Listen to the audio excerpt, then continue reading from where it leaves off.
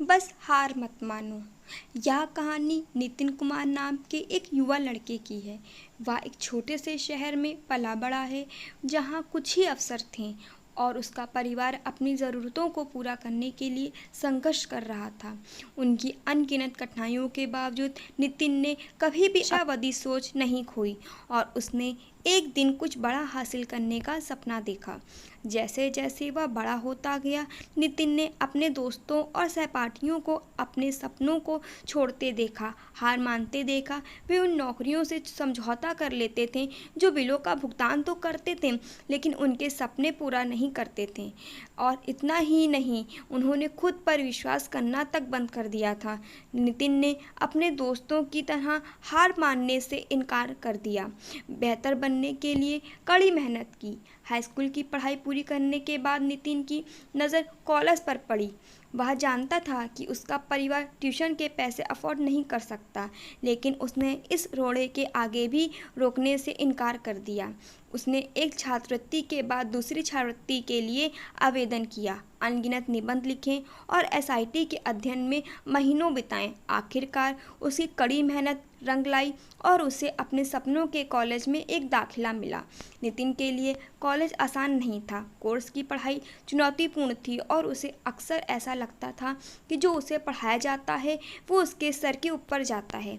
लेकिन उसने हार नहीं मानी और पहले से भी ज़्यादा मेहनत की। उसने पुस्तकालय में लंबी रातें बिताईं, अतिरिक्त सहायता के लिए प्रोफेसरों से मिला और खुद को ट्रैक पर रखने के लिए अध्ययन समूह में शामिल हो गया।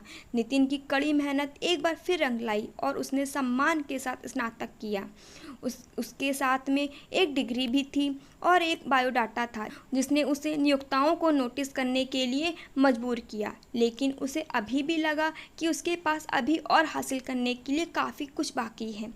इसलिए नितिन ने अपने लिए एक नया लक्ष्य तय किया, अपनी खुद की कंपनी शुरू करना।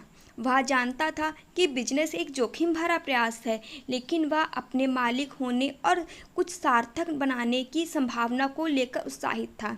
उसने बाजार पर काफ़ी गहरी सोच की, व्यवसाय योजना लिखने और संभावित निवेशकों के साथ नेटवर्किंग करने में महीनों बिताए।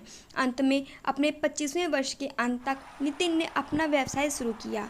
यह आसान नहीं था, देर रातें, लंबे दिन और बहुत सारी असफलताएं थीं, लेकिन नितिन ने हार नहीं मानी। उन्होंने अपनी गलतियों से सीखा, चुनौतियों को स्वीकार किया और अपनी टीम को एक समान लक्ष्य की दिशा में काम करने के लिए तैयार किया।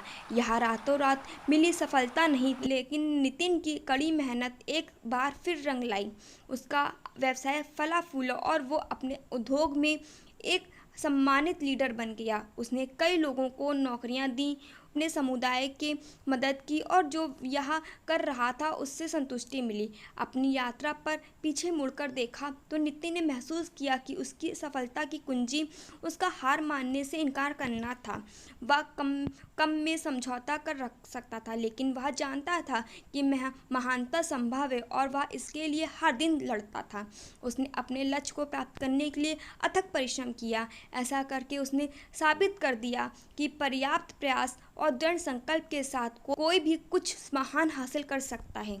अब नितिन कुमार देश भर के युवाओं से बात करता है, अपने सपनों को आगे बढ़ाने और कभी हार न मानने के लिए प्रोत्साहित करता है और उन्हें अपने संघर्षों, अपनी असफलताओं और उस हर समय के बारे में बताता है जब वह छोड़ सकता था लेकिन नहीं छोड़ा।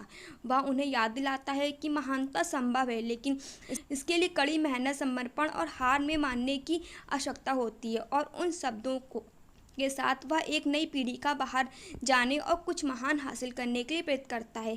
डर या संदेह को कभी भी अपने आप को रोके रखने का मौका न दें। जीवन में हमेशा खुद पर भरोसा रखें और अपने सपनों को कभी ना छोड़ें। Thank you.